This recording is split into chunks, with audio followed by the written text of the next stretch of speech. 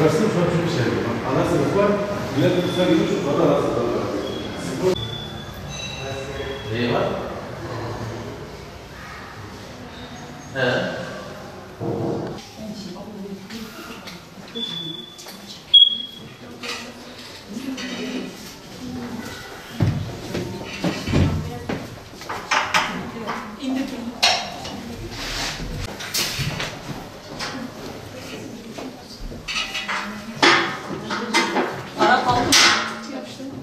Hafif bu tarafa kaydır.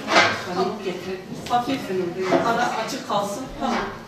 Şimdi yavaş yavaş saralım. Yavaş yavaş. Sar. Yok abla. Sar yavaş yavaş sar. Kol önünden al böyle. Ver üstüne kol önünden. Üstüne ver. Sar. Yavaş yavaş sar.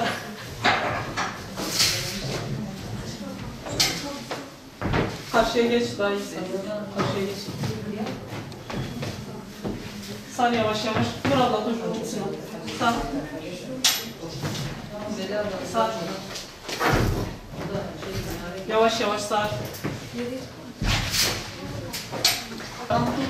Sıkı tut. Görüşürsen de sar.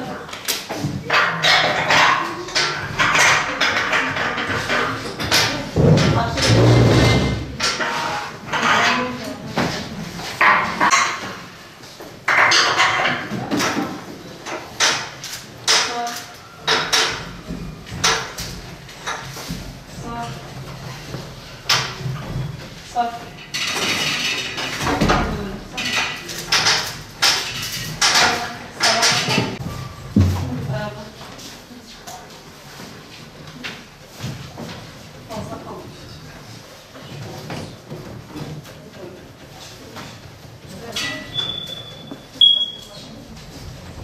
Biraz daha sarmamız lazım. Yukarıdaki bir kaldırmış.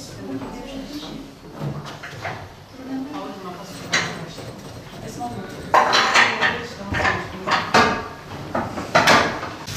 Biraz daha saralım. Saralım. Tamam, tamam yeter.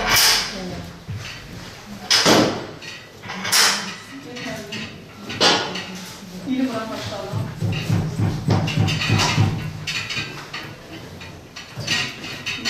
Aşağıdan bir sıkı tutalım.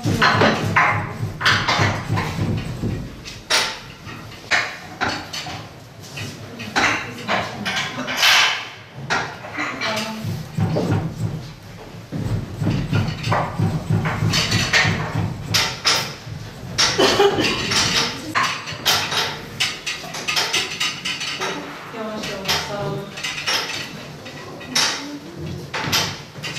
Biraz daha saralım.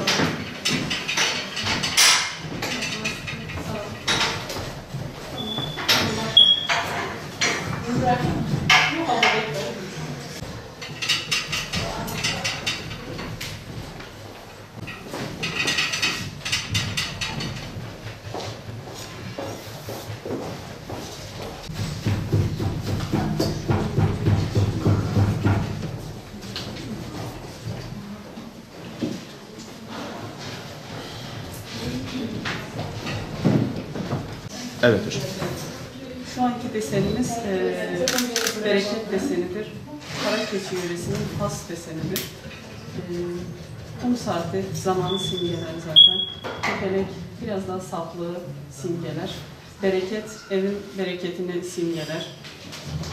Şu taraflarımız uzun ömrü yine saflığı simgesidir.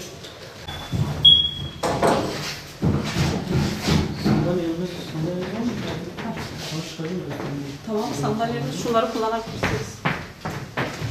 Olur mu? Şöyle koyalım.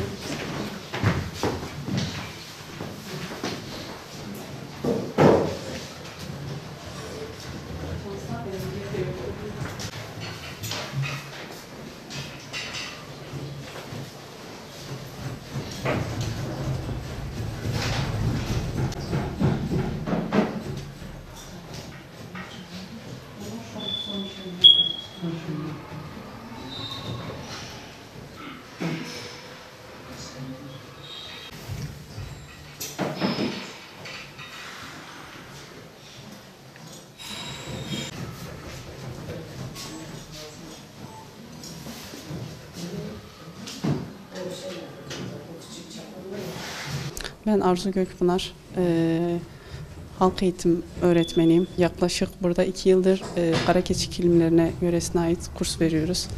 Kendi kilimlerimizi. Şu anda aktif olan kursiyerlerimiz, 15 kursiyerimiz aktif şu anda burada kurs veriyoruz. Kurslarımız değişiyor. 3 ay. Şu anki başladığımız kursumuz 180 saatlik bir kurstur. Yaklaşık 32 gün sürüyor.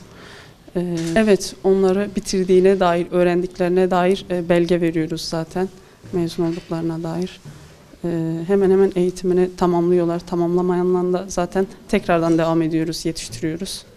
Şöyle bir şey, daha önce İşkur bünyesinden açılan kurslarımız vardı. Şu anda ücret ödenmiyor ama 1 Ocak'tan itibaren inşallah İşkur'dan tekrardan başlanacak ücretli kursları. Şu anda burada Karakeçi bünyesinin kilimini yapıyoruz. Kilim dokumalı öğrencilerimiz şu anda. Motifini bitirmiş, yenisini kuracak arkadaşımız. Şu anda çaprazlama dokumayı ilerletiyor. Motifini bitirdi, boşluğu dolduracak. Şu anda melik sarma işlemini yapıyor arkadaşımız. İpi sarıyor yani kilim dokumak için yumağı hazırlıyor melik dediğimiz.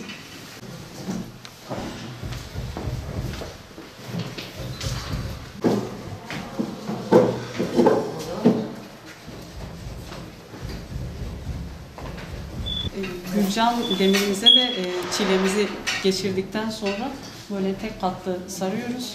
Daha yavaş hem de daha rahat bir şekilde olsun diye. Burada da melikler için yumaklar hazırlanıyor.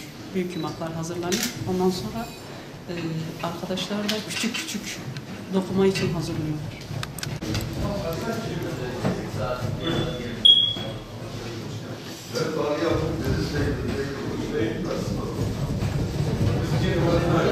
Çok eski Arzu hocamın Kirkit'i kullanıyoruz ki dokmanın sıkı ve birbirini tutsun diye. Yani son işlem kirkit kullanılmalı. Kullan Gülsün, hiç geçirmeden kullan.